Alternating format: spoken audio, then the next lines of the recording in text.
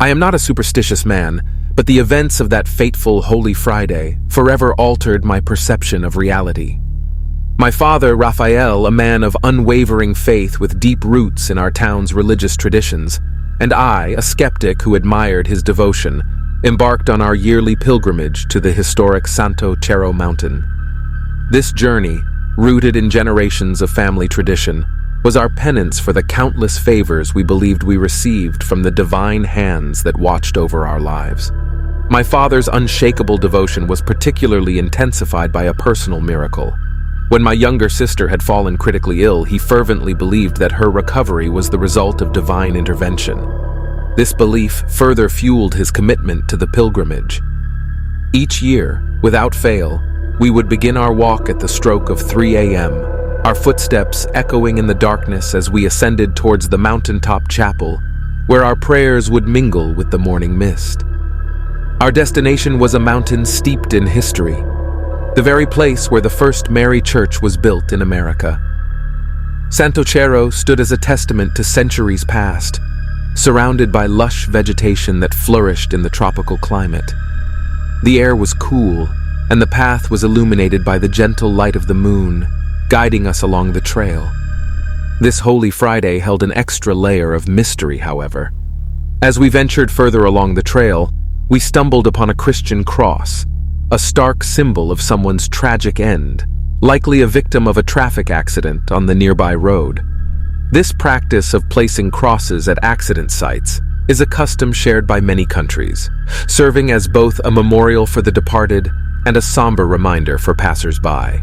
The cross cast an eerie aura over our pilgrimage, its presence intensified by the surrounding silence of the woods.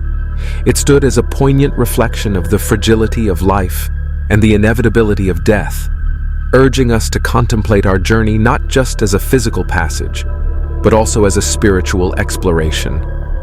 But we pressed on, driven by our belief in divine providence, each step a testament to our determination to embrace both life's uncertainties and its profound mysteries. In the midst of the darkness, a distant rumbling reached our ears. A motorcycle engine, revving mercilessly, tore through the silence. The sound grew louder, and it was as if the vehicle was hurtling straight towards us. Panic gripped our hearts, and we scrambled to the side of the road, seeking refuge from the oncoming threat. But as we turned to look, there was nothing there. The sound had vanished into thin air. Baffled and shaken, we exchanged a glance, our hearts pounding with trepidation. And then, as if from nowhere, the motorcycle appeared right before us, its engine idling and the rider obscured by a black helmet. My father and I exchanged uneasy glances, the tension thick in the air. The biker remained stationary, a disconcerting figure poised in the darkness. I couldn't help but notice the rhythmic rise and fall of my father's chest, his breaths heavy with trepidation. With a shudder coursing through my being, I locked eyes with the biker, or at least the helmet that concealed their face. As the revving sound of the bike slowly faded into silence, my father and I exchanged another glance. The weight of the moment hung heavy between us, a silent agreement that we needed to see the biker up close. Slowly, we turned our heads to look at the spot where the motorcycle had been, anticipation mingling with the remnants of fear. But as we stared, our eyes widened in disbelief. The biker wasn't there. It was as if he had vanished into thin air, leaving behind only the echo of his presence. Our hearts raced and a cold tremor ran down my being. The realization began to sink in. We were facing something beyond the realm of the natural world, a puzzle with pieces that refused to fit together. The recollection of that encounter remained with us, an enigma that resisted any rational interpretation. Our pilgrimage to the mountain pressed on, yet our strides grew ponderous, our hearts carrying the load of the unresolved.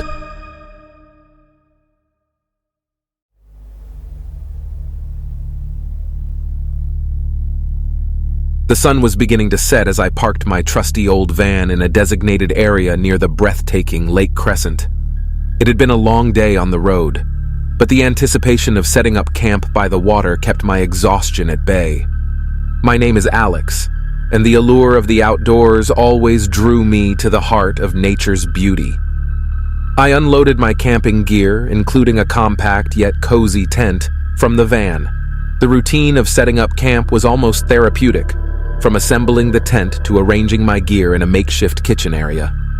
As twilight painted the sky with hues of orange and purple, I gathered firewood and set up a bonfire pit.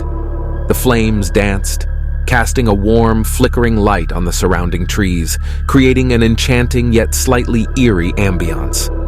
Though the campground was deserted, I reveled in the solitude. The whisper of wind through the leaves, the gentle lap of water against the shore. It was my haven away from the world's chaos. I set about preparing a simple meal over the fire, the savory aroma mingling with the scent of pine. But then, in the corner of my eye, I detected a movement by the water's edge. I turned my head, my heart skipping a beat, but my gaze found only the tranquil ripples of the lake, reflecting the dimming sun. Dismissing it as a trick of shadows and fatigue, I focused on my meal once more. However, my sense of calm was abruptly shattered by a faint and eerie murmur that seemed to emanate from the very fabric of the air itself. Struggling, I strained to decipher the words, but they remained just beyond my grasp. Elusive whispers carried by a chilling breeze. Intrigued yet unsettled, I found myself inching closer to the water's edge, as if the lake held the secrets to these spectral sounds. Yet my gaze met only the expanse of the lake's smooth, reflective surface. A blend of frustration and trepidation washed over me as I splashed cool water onto my face, attempting to rid myself of these inexplicable sensations. As I peered down into the rippling reflection, a surge of dread consumed me.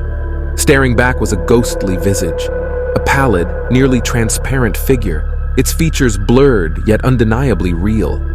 It was an unsettling apparition, an anomaly that defied the tranquility of this serene setting. Retreating hastily, my heart raced as I pivoted toward the campsite, only to find it vacant, swallowed by the encompassing darkness. Panic surged, propelling me into my tent, where I zipped up the entrance as if the thin barrier could shield me from the enigma that loomed outside. Outside, the rustling leaves sounded like footsteps, slow and deliberate, coming closer. "Who's there?" My voice quavered, a mix of fear and desperation. My words hung in the air, met only by silence. I screamed again, desperate for help, hoping someone might hear and come to my aid. The tent was bathed in the bonfire's eerie light, casting distorted shadows on its translucent walls. Then, as if in response to my terror, a figure materialized from the darkness, a human silhouette just beyond the fire's glow. My breath caught, and I was frozen, my eyes locked onto the shadowy figure. Relief flooded me as distant voices pierced the night, flashlights in hand. A group of people responded to my cries for help, their presence breaking the oppressive silence. Their lights swept the campsite, revealing my huddled form inside the tent. One of them, a weathered man with a kind smile, approached. "You all right there?" His voice was calming. I nodded, though still shaken by what I had experienced. He looked out at the lake and continued. "You know, this place has its stories. Locals say a man drowned in these waters years ago, and some believe his spirit still lingers, appearing to those who venture here." A chill ran down my back as his words resonated. The pieces seemed to fall into place. The whispers, the ghostly figure, all connected to a haunting tale of tragedy and the ethereal remnants it left behind. As the group shared their own encounters with the unknown, a mixture of fear and fascination coursed through me. As the night deepened, I lay in my tent, haunted by the possibility that I had brushed against a realm beyond understanding. The lake, once a symbol of serenity, was now a source of mystery that would forever shape my perception of the natural world. With each gentle lap of water against the shore, I was reminded that some places hold secrets beyond the surface, waiting for the curious and the brave to uncover their mysteries.